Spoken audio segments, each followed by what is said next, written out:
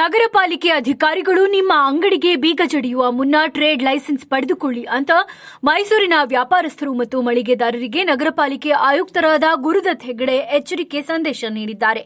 ಮೈಸೂರಿನಲ್ಲಿ 30,000ಕ್ಕೂ ಹೆಚ್ಚು ಅಂಗಡಿ ಮಳಿಗೆಗಳಿವೆ.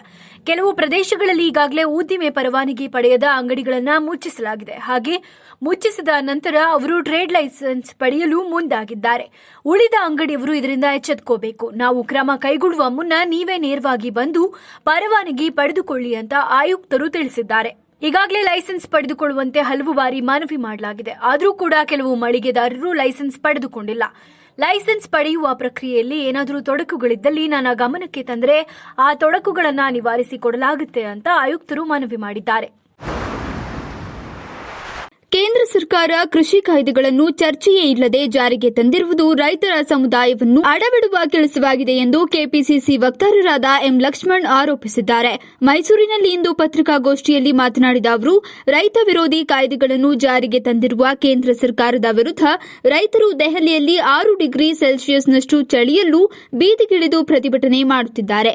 ಪ್ರಧಾನಿ ಮೋದಿ ಮತ್ತು ತಂಡಕ್ಕೆ ಮಾನ ಮರ್ಯಾದೆ ಇದ್ದರೆ ಸಮಸ್ಯೆ ಬಗೆಹರಿಸುತ್ತಿದ್ರು. ಪ್ರತಿಭಟನೆಯಲ್ಲಿ ತೊಡಗಿದ್ದ ರೈತರ ಪೈಕಿ ಇದುವರೆಗೆ 13 ಮಂದಿ ಪ್ರಾಣ ಬಿಟ್ಟಿದ್ರು. ಪ್ರಧಾನಿ ಮೋದಿ ಅವರತ್ತ ತಿರುಗಿಯೂ ನೋಡುತ್ತಿಲ್ಲ ಎಂದರು. ರೈತರ ಆದಾಯವನ್ನು ದುಪ್ಪಟ್ಟು ಮಾಡುವುದಾಗಿ ಹೇಳುತ್ತಿರುವ ಕೇಂದ್ರ ಸರ್ಕಾರ ಕಾಯ್ದೆಗಳನ್ನು ಜಾರಿಗೆ ತಂದು ಅದಾನಿ ಮತ್ತು ಅಂಬಾನಿಯಂತಹ ಉದ್ಯಮಿಗಳಿಗೆ ಅನುಕೂಲ ಮಾಡಿಕೊಟ್ಟಿದೆ. ಕೃಷಿ ಉತ್ಪನ್ನಗಳಿಗೆ ಬೆಂಬಲ ಬೆಲೆ ನೀಡುವ ವಿಷಯದಲ್ಲೂ ಕೇಂದ್ರ ಸರ್ಕಾರ ಕೇವಲ ಆಶ್ವಾಸನೆಗಳನ್ನು ನೀಡುತ್ತಿದೆ. ನೂತನ ಕೃಷಿ ಕಾಯ್ದೆ ಜಾರಿಗೊಳಿಸುವ ಮೂಲಕ ರೈತರ ಹಿತ ಕಾಯುವ ಕಾನೂನು ರಚಿಸುವ ಬದಲು ದೇಶಾದ್ಯಂತ ರೈತರ ನ್ಯಾಯಾಲಯದ ಮೆಟ್ಟಿಲೇರಿ ಪ್ರಶ್ನಿಸುವ ಅವಕಾಶವನ್ನೇ ಕಸಿದುಕೊಳ್ಳಲಾಗಿದೆ ಎಂದು ದೂರಿದರು.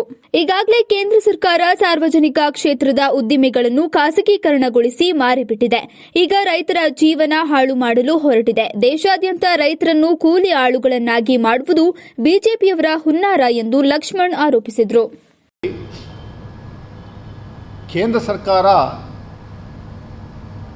ಏನು ರೈತರ ವಿರೋಧಿ ನೀತಿ ಕಾಯ್ದೆ ಕೃಷಿ ಕಾಯ್ದೆಗಳನ್ನು ಚರ್ಚೆನೇ ಇಲ್ಲದೇನೆ ಪಾರ್ಲಿಮೆಂಟಲ್ಲಿ ಅನುಮೋದನೆ ಮಾಡಿಕೊಂಡ್ರು. ಅದು ಪ್ಯಾಂಡಮಿಕ್ ಟೈಮಲ್ಲಿ ಇಡೀ ದೇಶಾದ್ಯಂತ ಲಾಕ್ಡೌನ್ ಇದ್ದಂಥ ಸಂದರ್ಭದಲ್ಲಿ ಇವರು ಕಾಯ್ದೆನ ರೈತರ ಸಂಘಟನೆ ರೈತರ ಜೊತೆ ಮಾತುಕತೆ ಮಾಡಿದೇನೆ ರೈತರಿಗೆ ಯಾವುದು ಅನುಕೂಲ ಆಗುತ್ತೆ ಯಾವುದು ಅನಾನುಕೂಲ ಆಗುತ್ತೆ ಅನ್ನುವಂಥ ರೈತರ ಅಭಿಪ್ರಾಯವನ್ನೇ ಪಡೆಯದೆ ಪಾರ್ಲಿಮೆಂಟಲ್ಲಿ ವಿರೋಧ ಪಕ್ಷಗಳನ್ನು ಗಣನೆಗೆ ತೆಗೆದುಕೊಳ್ಳದೇನೆ ಅವ್ರನ್ನ ಸುಮಾರು ಒಂದು 18 ಜನನ ಸಸ್ಪೆಂಡ್ ಮಾಡಿ ಹೊರಗಡೆ ಹಾಕಿ ಮಾರ್ಷಲ್ಗಳ ಮೂಲಕ ಕಾಯ್ದೆಯನ್ನು ಅದಾನಿ ಮತ್ತು ಅಂಬಾನಿ ಗ್ರೂಪ್ಗೆ ಇಡೀ ರೈತ ಸಮುದಾಯವನ್ನು ಅಡ ಇಡುವಂಥ ಕೆಲಸವನ್ನು ಬಿಜೆಪಿ ಪಕ್ಷ ಕೇಂದ್ರದಲ್ಲಿ ಮಾಡಿದೆ. ಪ್ರಮುಖವಾಗಿ 3 ವಿಧೇಯಕಗಳನ್ನು ವಿರೋಧಿಸಿ ಇಡೀ ದೇಶಾದ್ಯಂತ ಪ್ರಮುಖವಾಗಿ ಪಂಜಾಬ್ ಮತ್ತು ಹರಿಯಾಣ ಮತ್ತು ಮಧ್ಯಪ್ರದೇಶದ ರೈತ ಸಂಘಟನೆಗಳು ಕಳೆದ 15 ದಿನಗಳಿಂದ 6 ಡಿಗ್ರಿ ಸೆಂಟಿಗ್ರೇಡ್ 6 ಡಿಗ್ರಿ ಸೆಲ್ಸಿಯಸ್ ಟೆಂಪ್ರೇಚರಲ್ಲಿ ಪಾಪ 24 ಅವರ್ಸು ರೋಡ್ ಮೇಲೆ ಕೂತ್ಕೊಂಡು ಪ್ರತಿಭಟನೆ ಏನು ಮಾಡ್ತಾ ಇದ್ದಾರೆ. ಈ ಮೋದಿ ಮತ್ತು ಅವರ ಪಕ್ಷದ ಮುಖಂಡರುಗಳಿಗೆ ಮಾನ ಮರ್ಯಾದೆ ಏನಾದರೂ ಕಿಂಚತ್ತು ಇದ್ದಿದ್ದರೆ ರೈತರ ಬಗ್ಗೆ ಏನಾದರೂ ಕಿಂಚತ್ತು ಅವರ ಮೇಲೆ ಒಂದು ರೆಸ್ಪೆಕ್ಟ್ ಇದ್ದಿದ್ದರೆ ಇಷ್ಟೊತ್ತಿಗಾಗಲೇ ಅವ್ರ ಸಮಸ್ಯೆನ ಬಗೆಹರಿಸುವಂಥ ಕೆಲಸವನ್ನು ಮಾಡಬೇಕಾಗಿತ್ತು. ಎರಡನೇದು, ಇಲ್ಲಿಯವರೆಗೆ ಸುಮಾರು 13 ಜನ ಸತ್ತಿದ್ದಾರೆ ರೈತರು ಆ ಚಳಿಯಿಂದ. ಅವರಿಗೆ ಒಂದು ಸಾಂತ್ವನ ಹೇಳುವಂಥ ಕೆಲಸವನ್ನು ಕೂಡ ಮಾಡಲಿಲ್ಲ. ಅವರಿಗೆ ಮೂಲಭೂತ ಸೌಕರ್ಯ ವ್ಯವಸ್ಥೆಗಳನ್ನು ಮಾಡುವಂಥದ್ದಕ್ಕೆ ಅರವಿಂದ್ ಕೇಜ್ರಿವಾಲು ಮುಂದೆ ಬಂದಿದ್ದಕ್ಕೆ ಅವರು ಹೌಸ್ ಅರೆಸ್ಟ್ ಮಾಡಿದ್ರು. ಇದು ಯಾವ ರೀತಿ ರೈತರನ್ನ ನಡೆಸ್ಕೋತಾ ಇದೆ ಅನ್ನುವಂಥದ್ದು ಅರ್ಥ ಮಾಡ್ಕೋಬೇಕು. ರೈತರ ಲಾಭಕ್ಕೆ ರೈತರ ಪ್ರಮುಖವಾದಂಥ ಜೀವನಕ್ಕೆ ಅವರು ಕೈ ಹಾಕ್ತಾ ಇದ್ದಾರೆ. ಏಕೆಂದರೆ ಇರುವಂಥ ಮಾಹಿತಿ ಪ್ರಕಾರ ಇರುವಂಥ ಸತ್ಯದ ಪ್ರಕಾರ ಸುಮಾರು 25 ಲಕ್ಷ ಕೋಟಿಯ ವ್ಯವಹಾರ. ಅದು 25 ಲಕ್ಷ ಕೋಟಿ ವಾರ್ಷಿಕ 25 ಲಕ್ಷ ಕೋಟಿಯ ರೈತರ ಬೆಳೆಗಳು ಏನು ಅವ್ರು ಬೆಳೀತಾರೆ ಅದಕ್ಕೆ ಖಾಸಗೀಕರಣವನ್ನು ತಂದು ಒಳಗಡೆ ಸೇರಿಸಿದ್ರೆ ಅದು 25 ಲಕ್ಷ ಕೋಟಿಯ ವ್ಯವಹಾರವನ್ನು ಅದಾನಿ ಮತ್ತು ಅಂಬಾನಿ ಗ್ರೂಪ್ಗೆ ಅಡ ಇಡುವಂಥ ಕೆಲಸವನ್ನು ಮಾಡುವಂಥದ್ದಕ್ಕೆ ಇವರು ತಯಾರಿ ಮಾಡ್ಕೊಂಡಿದ್ದಾರೆ. ಮುಜರಾಯಿ ಇಲಾಖೆಯ ಸಪ್ತಪದಿ ಯೋಜನೆಯಡಿ ನಂಜನಗೂಡಿನ ಶ್ರೀಕಂಠೇಶ್ವರ ದೇವಸ್ಥಾನದಲ್ಲಿ ಸಾಮೂಹಿಕ ವಿವಾಹ ಏರ್ಪಡಿಸಲಾಗಿತ್ತು. ಚಾಮುಂಡಿ ಬೆಟ್ಟದ ಚಾಮುಂಡೇಶ್ವರಿ ದೇವಸ್ಥಾನದ ಪ್ರಧಾನ ಆಗಮಿಕರಾದ ಶಶಿಶೇಖರ ದೀಕ್ಷಿತ್ ನೇತೃತ್ವದಲ್ಲಿ ನಡೆದ ಸಾಮೂಹಿಕ ವಿವಾಹ ಮಹೋತ್ಸವದಲ್ಲಿ 12 ಜೋಡಿಗಳು ದಾಂಪತ್ಯ ಜೀವನಕ್ಕೆ ಕಾಲಿಟ್ಟರು.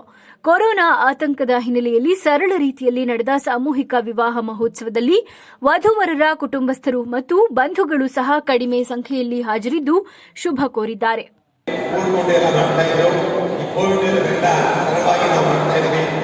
ದಂಪತಿಗಳು ಸನ್ನಿಧಿಯಲ್ಲಿ ಮಾಡ್ಕೊಳ್ತಾ ಶ್ರೇಷ್ಠವಾದ ಜಾಗದಲ್ಲಿ ಮಾಡ್ಕೊತಾ ಇದ್ದಾರೆ.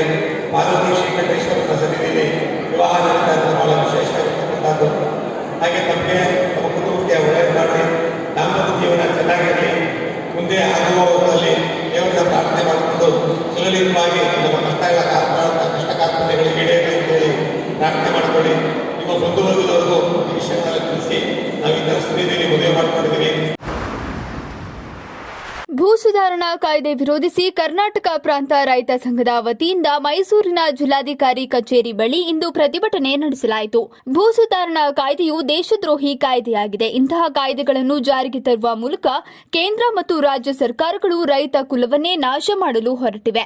ಖಾಸಗಿ ಕಂಪನಿಗಳಿಗೆ ಭೂಮಿಯನ್ನು ಪರಭಾರೆ ಮಾಡಲು ಈ ಹುನ್ನಾರ ಮಾಡಿದ್ದಾರೆ. ಮುಖ್ಯಮಂತ್ರಿ ಬಿಎಸ್ ಯಡಿಯೂರಪ್ಪ ಹಾಗೂ ಮಾಜಿ ಮುಖ್ಯಮಂತ್ರಿ ಎಚ್.ಡಿ. ಕುಮಾರಸ್ವಾಮಿ ಅವರು ರೈತ ವಿರೋಧಿಗಳು ಎಂದು ಆರೋಪಿಸಿದ ಪ್ರತಿಭಟನಾಕಾರರು ಈ ಕಾಯ್ದೆಯನ್ನು ಕೂಡಲೇ ಹಿಂಪಡೆಯಬೇಕು ಎಂದು ಆಗ್ರಹಿಸಿದರು. ಯಡಿಯೂರಪ್ಪ ಮತ್ತು ಕುಮಾರಸ್ವಾಮಿಗೆ ಧಿಕ್ಕಾರ, ರೈತದ್ರೋಹಿ ಬಿಜೆಪಿ ಜೆಡಿಎಸ್ಗೆ ಧಿಕ್ಕಾರ, ರೈತರಿಗೆ ದ್ರೋಹ ಮಾಡಿದಂತ ಬಿಜೆಪಿ ಮತ್ತು ಜೆಡಿಎಸ್ ಹೇಳಿ ಧಿಕ್ಕಾರ, ಬಿಜೆಪಿಗೆ ರೈತರಿಗೆ ದ್ರೋಹ ಮಾಡಿದಂತ ಬಿಜೆಪಿ ಮತ್ತು ಜೆಡಿಎಸ್ ಧಿಕ್ಕಾರ. ಕೆಎಸ್ ಜಿಂದಾಬಾದ್, ಕೆಎಸ್ ಜಿಂದಾಬಾದ್. ಮಣ್ಣಿನ ಮಕ್ಕಳಿಗೆ ದ್ರೋಹ ಬಗೆದಂತ ಕುಮಾರಸ್ವಾಮಿಗೆ ಧಿಕ್ಕಾರ. ಈ ಕೇಂದ್ರ ಸರ್ಕಾರ ನೂತನವಾಗಿ ತರಲಿಕ್ಕೆ ಹೊರಟಿರುವಂಥ ಭೂ ಸ್ವಾಧೀನ ಮಸೂದೆಗೆ ತಿದ್ದುಪಡಿ, APMC ಕಾಯ್ದೆ ಹಾಗೂ ವಿದ್ಯುತ್ ಶಕ್ತಿ ಕಾಯ್ದೆ ಹಾಗೂ ಅಗತ್ಯ ವಸ್ತುಗಳ ಕಾಯ್ದೆಗಳಿಗೆ ತಿದ್ದುಪಡಿ ತಂದು ಕಾರ್ಪೊರೇಟ್ ಕಂಪನಿಗಳಿಗೆ ಏನು ಅನುಕೂಲ ಮಾಡಿಕೊಡಕ್ಕೆ ಹೊರಟಿದ್ದಾರೆ, ಅದನ್ನು ವಿರೋಧ ಮಾಡಿ ಬಹಳ ಮುಖ್ಯವಾಗಿ ರಾಜ್ಯದಲ್ಲಿ ಮಣ್ಣಿನ ಮಕ್ಕಳು ರೈತರ ಪರವಾಗಿ ಅಂತ ಹೇಳಿ ಹಸಸವ ಟವಲೆಲ್ಲ ಹಾಕಿ ರೈತರ ಪರವಾಗಿ ಮಾತಾಡ್ತಿದ್ದಂಥ ಕುಮಾರಸ್ವಾಮಿ ಅವರು ಮೊನ್ನೆ ಭೂ ಸ್ವಾಧೀನ ಮಸೂದೆ ವಿರೋಧಿಸಿ ಏನು ಭಾರತ್ ಬಂದ್ ಕರೆ ಕೊಟ್ಟಿತ್ತು, ಆ ದಿನ ಎಲ್ಲ ಕಡೆ ಪ್ರತಿಭಟನೆಯಲ್ಲಿ ಭಾಗವಹಿಸಿ ನಾವು ರೈತರ ಪರವಾಗಿದ್ದೀವಿ ಅಂತೇಳಿ ಸಂಜೆ ಹೋಗಿ ವಿಧಾನ ಪರಿಷತ್ನಲ್ಲಿ ಈ ಮಸೂದೆಗೆ ಪರವಾಗಿ ಮತ ಹಾಕಿ ಅದನ್ನು ಪಾಸ್ ಆಗುವಾಗೆ ಮಾಡಿದಂಥ ಕುಮಾರಸ್ವಾಮಿ ಹಾಗೂ JDS ಪಕ್ಷದ ನಡವಳಿಕೆಯನ್ನು ನಾವು ತೀವ್ರವಾಗಿ ಖಂಡಿಸ್ತೀವಿ. ಹಾಗೆ ಅವರಿಗೆ ಮುಂದೆ ನಾವು ರೈತರ ಮಕ್ಕಳು ಮಣ್ಣಿನ ಮಕ್ಕಳು ಅಂತ ಹೇಳುವಂಥ ನೈತಿಕತೆ ಇವತ್ತು ಅವರಿಗಿಲ್ಲ. ಯಾಕೆಂತಂದರೆ ಈ ರೈತರಿಗೆ ಮರಣ ಶಾಸನ ಬರೆಯುವಂಥ ಈ ಮಸೂದೆಗಳು ಪಾಸಾಗಲಿಕ್ಕೆ ಕಾರಣರಾಗಿರುವಂಥ ಈ ಕುಮಾರಸ್ವಾಮಿ ಅವರು ಇನ್ನು ಮುಂದೆ ರೈತರ ಹೆಸರು ಹೇಳಬಾರ್ದು ಅಂತೇಳಿ ನಾವು ಈ ಮೂಲಕ ಒತ್ತಾಯ ಮಾಡ್ತಾ ಇದ್ದೀವಿ. ಹಾಗೆಯೇ ದೆಹಲಿಯಲ್ಲಿ ನಡೀತಾ ಇರುವಂಥ ಈ ಹೋರಾಟಕ್ಕೆ ಕೇಂದ್ರ ಸರ್ಕಾರ ಏನು ಈ ವಿವಾದಿತ ಮಸೂದೆ ಇದೆ, ರೈತರ ವಿರೋಧಿ ಮಸೂದೆ ಇದೆ, ಇದನ್ನು ತಕ್ಷಣಕ್ಕೆ ಅದನ್ನು ವಾಪಸ್ ಪಡಿಬೇಕು.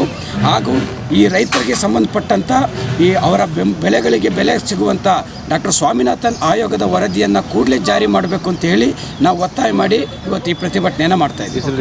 ಜಗದೀಶ್ ಸೂರ್ಯ, ಕರ್ನಾಟಕ ಪ್ರಾಂತೀಯ ಸಂಘದ ಜಿಲ್ಲಾ ಕಾರ್ಯದರ್ಶಿ.